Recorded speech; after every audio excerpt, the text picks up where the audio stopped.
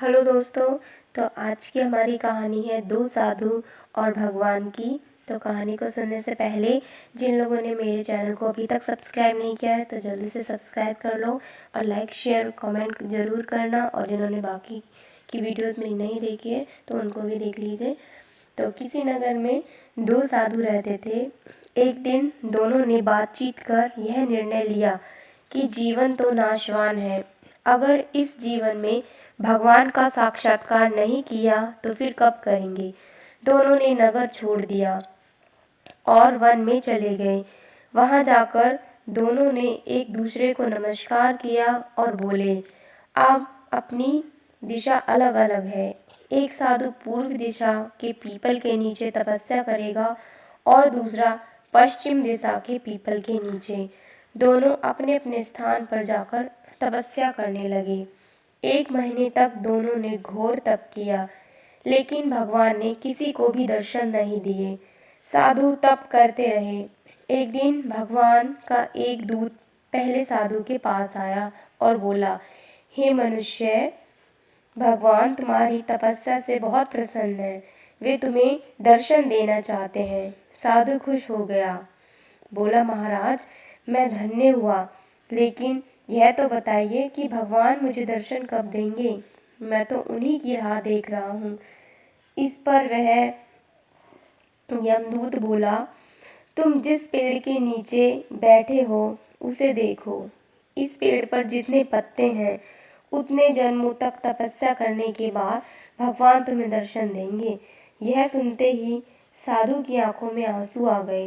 बोला, मैं तो पिछले 1 महीने से उनका नाम जप रहा हूँ और भगवान को मेरी परवाह ही नहीं। दर्शन भी देंगे तो इतने जन्मों के बाद, फिर ऐसे तप का क्या फ़ायदा, नहीं करने मुझे दर्शन। साधु ने अपना कमंडल उठाया और नगर में आ गया। उसने फैसला किया कि अब तपस्या और भक्ति के रास्ते पर जाना ही नहीं है। उधर दूसरा साधु तप कर रहा था। अगले दिन भगवान का दूत यानी कि नारद जी उनके पास गए और नारायण नारायण करके बोले, हे मनुष्य, आंखें खोलो, मैं तुम्हारे लिए भगवान का संदेश लाया हूँ, वे तुम्हें दर्शन देना चाहते हैं। साधु ने आंखें खोली। एक सुंदर देवदूत खड़ा था। वह बोला, महाराज, मैं धन्य हुआ, बताइए भगवान मुझे कब दर्शन देंगे। नारायण यानी कि नारायण के दूत नारद बोले, इस पीपल के पेड़ पर जितने पत्ते हैं उतने जन्मों तक तपस्या करो, तब भगवान तुम पर प्रसन्न होंगे। साधु यह सुनकर बहुत खुश हुआ और बोला, वाह, भगवान कितने दयालु हैं, उन्होंने मुझे अपने नाम का जप करने के लिए इतने जन्मों के लायक तो समझा, मैं उनकी दया के आगे नतमस्तक हूँ।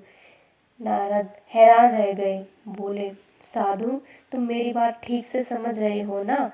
तुम्हें अभी पीपल के पत्तों की संख्या के बराबर और जन्म लेने होंगे और कष्ट सहने होंगे, तब कहीं जाकर नारायण तुमसे मिलेंगे। साधु बोला, हाँ महाराज, मैं सब कुछ समझ रहा हूँ, इतने जन्म लेने होंगे तो क्या हुआ, यह तो निश्चित है कि नारायण कभी तो मुझे दर्शन देंगे। जब तपस्या में सफलता मिलनी निश्चित है तो मैं दुख क्यों करूं। मैं तो उस क्षण को याद कर प्रसन्न हो रहा हूँ जब भगवान मुझे मिलेंगे। देवदूत के भी आश्चर्य का ठिकाना ना रहा। उसी क्षण चमत्कार हुआ और भगवान ने उस साधु को दर्शन दिए। उसका जीवन सफल हो गया। इस कहानी का सबक बहुत आसान है और मर्म बहुत ही गहरा है। दूसरे साधु की तरह बनने की कोशिश कीजिए। तपस्या पहले साधु ने भी बराबर की थी, लेकिन लक्ष्य को लेकर उसका दृष्टिकोण उचित नहीं था। अगर परीक्षा या किसी कार्य में कभी मन के अनुकूल परिणाम न आए तो मन में निराशा को स्थान मत दीजिए, प्रयास बंद मत कीजिए। हो सकता है कि अगला क्षण आपके लिए सफलता का संदेश लेके आए। याद रखिए, कई बार हार में भी जीत की संभावना छिपी रहती है। तो आपको हमारी आज की कहानी कैसी लगी, और कहानी को अंत तक सुनने के लिए आपका धन्यवाद। और चैनल पर नए हो तो चैनल को सब्सक्राइब करके ज़रूर जाना और लाइक और शेयर करना और कमेंट में नारायण भगवान की जय ज़रूर लिखना।